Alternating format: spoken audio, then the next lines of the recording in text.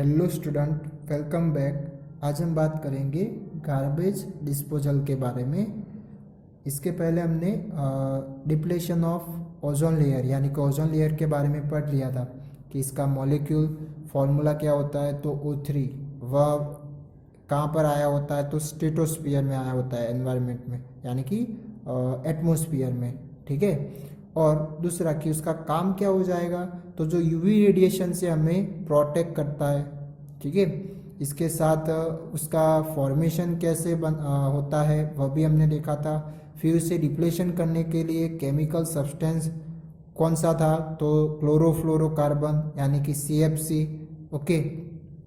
फिर उसे क्या कर यानी कि वो कहाँ पर यूज़ किया जाता था, तो AC, रेफ्रिजरेटर। तो इस यानी कि जो कूलिंग सब्सटेंस के लिए, कूलिंग एजेंट के लिए उसका यूज़ किया जा रहा था। ओके। जिनकी वजह से फिर ओजोन में भी डिप्लेशन आना स्टार्ट हुआ। ठीक है। फिर उसे क्या कर दिया गया, बंद करवा दिया गया। ओके। तो वह बात थी ओजोन लेयर के बारे में। अब हम बात करते हैं एक दूसरी प्रॉब्लम, जो क्या है, गार्बेज डिस्पोजल।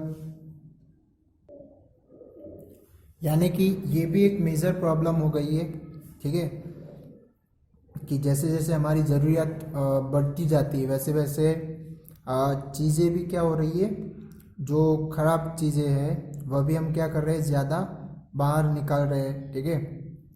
तो अब इस तरह से जो ऐसी चीज़ें फिर होती है उसे हम क्या बोलते हैं, गार्बेज बोलते हैं। जो हम यूज़ करने के बाद जो फेंकते हैं, ओके, या फिर वो ख़राब हो गई वो चीज़ें, ओके, तो वह भी एक क्या बन जाएगा, गार्बेज बन जाएगा। फिर हम क्या कर देते हैं, उसे फेंक देते हैं।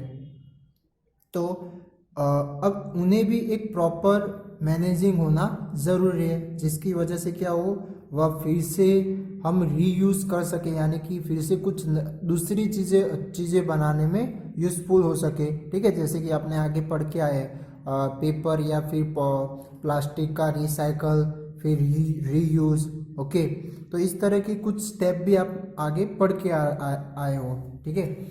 तो उससे उससे पूरा क्या होता है कि उसे रीयूज़ करके फिर से हम वही चीज़ें यूज़ कर सकते हैं। ओके।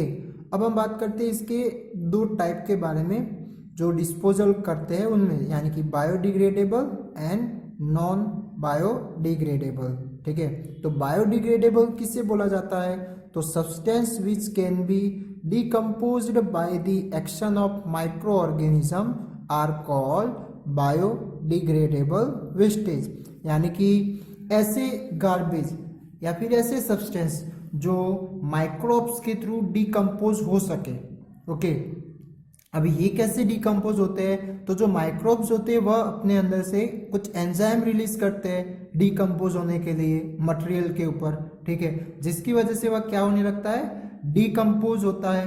ठीक है।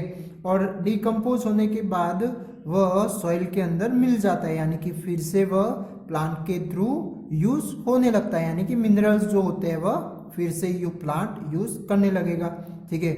तो अब ये जो इस तरह से या फिर ऐसे गार्बेज जो डिकम्पोज हो सकते हैं उसे हम क्या बोलेंगे, बायोडिग्रेडेबल वेस्टेज बोलेंगे।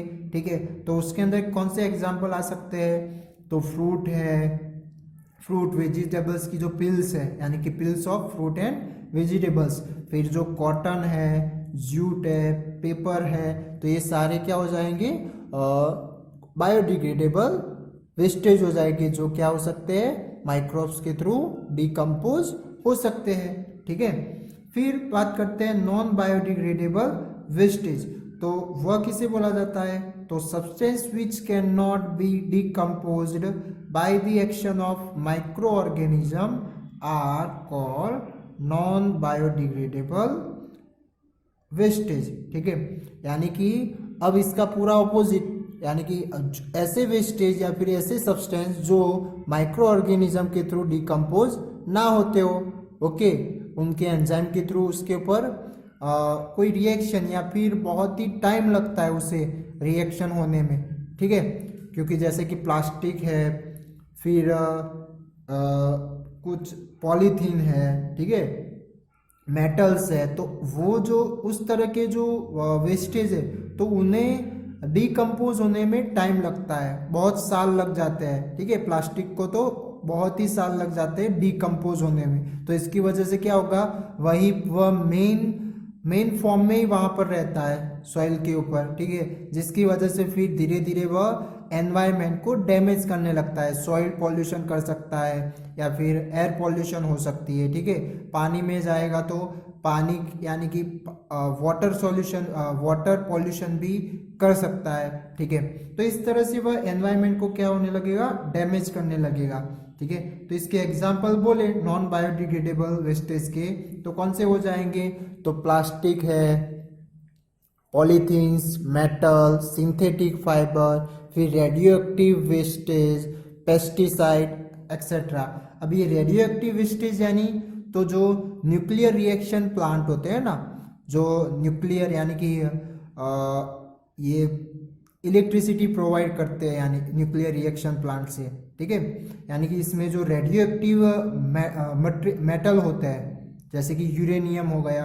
ठीक है, तो ये क्या हो गया, रेडियो एक्टिव एलिमेंट हो गया। ठीक है, तो वो फिर यूज करने के बाद जो उनका वेस्ट होता है वह भी उसे क्या बोला जाता है, रेडियो एक्टिव वेस्ट। तो उसे भी एक प्रॉपर मैनेजिंग करनी पड़ती है, उसे ऐसे ही नहीं छोड़ा जाता है सॉइल के अंदर, उसे भी एक प्रॉपर सिस्टम के थ्रू प्रॉपर अरेंजमेंट करके फिर उसे सॉइल के अंदर डाला जाता है। ओके, क्योंकि इनकी जो रेडिएशन होती है वह रेडिएशन की वजह से सॉइल को डैमेज कर सकता है, उसकी फर्टाइल को डैमेज कर सकता है, फिर हम यानी कि वह रेडिएशन हमें भी डैमेज कर सकता है। ओके, तो ये यानी कि बात थी रेडियो एक्टिव वेस्टेज के बारे में।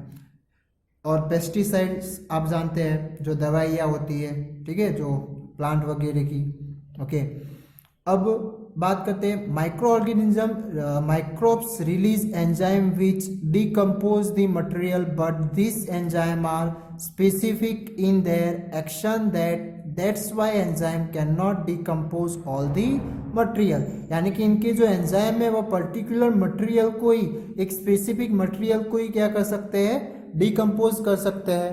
ठीक है, तो इसकी वजह से जो इस तरह के प्लास्टिक वगैरह पॉलीथीन से उसके ऊपर फिर वह कैपेबल नहीं है डिकम्पोज करने के लिए, तो इसकी वजह से सारे मटेरियल को वह डिकम्पोज कर सकते नहीं है। ठीक है, अभी इस तरह की जो जैसे कि गार्बेज है, तो जैसे सीवेज ट्रीटमेंट आपने आगे के स्टैंडर्डों में पढ़ा हुआ है, लोअर स्टैंडर्डों में। ठीक है, तो वह सीवेज ट्रीटमेंट से पूरा पानी यानी कि जो गटर वगैरह का जो पानी होता है तो वह उसे ट्रीट किया जाता है, तो उनके थ्रू फिर मैन्योर भी बनता है, कुछ गैसेस यानी कि फ्यूल, जो गैस रिलीज होती है उनके थ्रू, तो वह फ्यूल के लिए भी यूज होती है।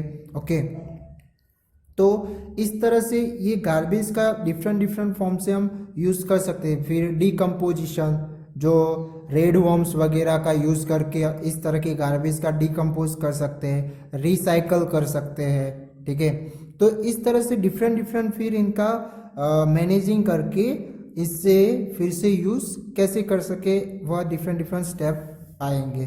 ओके, तो आज हमने बात किया गार्बेज डिस्पोजल के बारे में, जिनके दो मेन पार्ट है, biodegradable and non biodegradable wastage, जो एक ये डिफरेंस के फॉर्म में आ सकता है या फिर क्वेश्चन के फॉर्म में भी आ सकता है।